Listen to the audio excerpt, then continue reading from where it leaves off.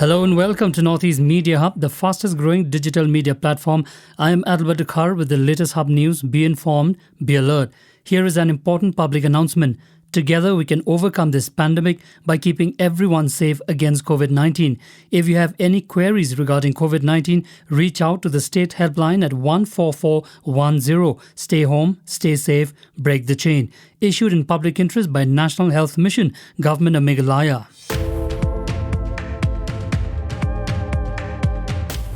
The eligible staff of DC office West Garo Hills, Tura, are vaccinated with first dose of COVID vaccine except pregnancy and COVID positive cases, announced the Deputy Commissioner in his Facebook post. COVID vaccine is safe, he said. Intensified vaccination is going on now in entire district of West Garo Hills. The Director of Social Welfare, D.D. Shira, has informed that the suppliers of fortified food, Continental Milk Coast Limited (CML), have explained to the department concerning the alleged rice scam. Shira further refrained from disclosing the matter as it remains pending in the court. While the CML, being approved manufacturers, aspires to contest the allegations against them, in a recent alleged scam, Assam Police had raided the godown of a Maruti Quality Products Private Limited or MKPPL and discovered that the rice was lifted from the Food Corporation of India or FCI Shillong Division and repacked by MQPPL into the East Sunrise brand, which is a part of CML and supplied to Assam Rifles. Yesterday, the rescue teams retrieved the third body from the bottom of the 152-meter deep flooded illegal coal mine at Krem Ule Umpleng in East Jaintia Hills. Navy divers had retrieved the first body on June 16, followed by the second body being found on June 24. With the recovery of 3 bodies, 2 more remain missing in the coal mine. Meanwhile, the district administration has requested the respective superintendents of police to inform the immediate family members of the victims trapped in the coal mine to identify the retrieved bodies. With new spike in cases, especially from the rural areas, Meghalaya government has decided to put in place containment measures with effect from today in order to contain the surge in COVID-19 cases. Chief Secretary M.S. Rao said the number of COVID-19 cases in the state is still very high and there is a significant spread in rural areas of the state. Political, public, social, entry of tourists from outside the state and religious gatherings are not permitted, including conferences, meetings and trainings. Interstate movement of persons will be restricted. Though a little late to begin the second phase of the COVID-19 inoculation, Tripura in northeast India said it has covered around 80% of its eligible adults with at least the first dose of the vaccine.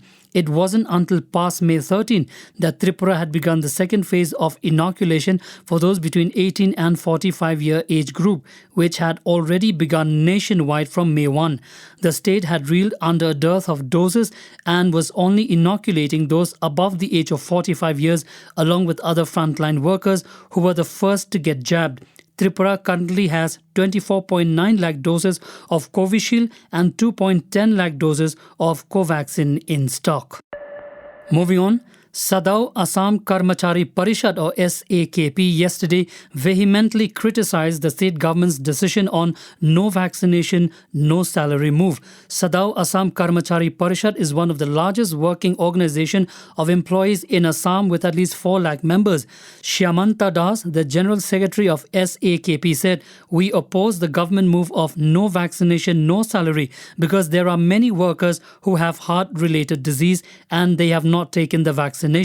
This is injustice to the government employees, those who are suffering from chronic disease." Assam had begun a massive vaccination drive coinciding with the centre's rollout of free vaccination from June 21. Assam Chief Minister Himanta Biswa Sarma directed Forest and Environment Minister Parimal Suklabaidya to inquire into the death of nearly 250 cattle egrets at Tangla in Udalguri district. The cattle egrets died after the Tangla Municipal Board ordered to clear the bamboo groves inhabiting the birds in private lands in Tangla town of Udalguri district on Thursday. An FIR has been lodged by the Forest Department under the Wildlife Conservation Act 1972. Tangla Municipal Board Chairman Dilip Boro ordered for clearing of the bamboo grooves, and on Thursday, the bamboo grooves were cleared in the land of Lokajit Sutar of Ward number 1 of Tangla town of Udalguri district.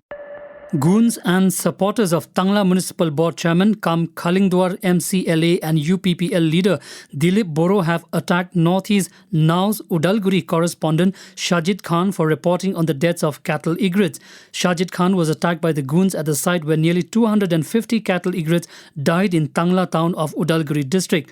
Confirming the attack, Khan tweeted, "Goons of Tangla Municipal Board Chairman cum Khalingdwar MCLA and UPPL leader Dilip Boro attacked me at the site of death of nearly 250 number of cattle egrets in Tangla town of Udalguri district." Bharatiya Janata Party or BJP National President JP Nadda has appointed party's Rangya MLA and former Irrigation Minister Bhabesh Kalita as the new Assam BJP President. The order issued by the BJP National General Secretary Arun Singh said BJP National President Jagat Prakash Nadda has appointed Bhabesh Kalita MLA as State President of Assam BJP. BJP National Vice President Bejayan J. Panda has congratulated Bhabesh Kalita for being appointed as the new State Party President of Assam. The Health and Family Welfare Department of Assam, modifying its earlier order on Friday, stated that those who have received the 2 doses of COVID vaccine will no longer have to undergo mandatory tests at airports and railway stations. The department further informed that the order shall come into force with immediate effect. Meanwhile, with the vaccination drive going on in full swing at par with other states, the positivity rate of people infected with COVID-19 has undergone a substantial decrease. UEFA announced that it had launched an investigation into potential discriminatory incidents during Germany's 2-2 draw with Hungary, which was overshadowed by a row over a new Hungarian anti-LGBTQ law.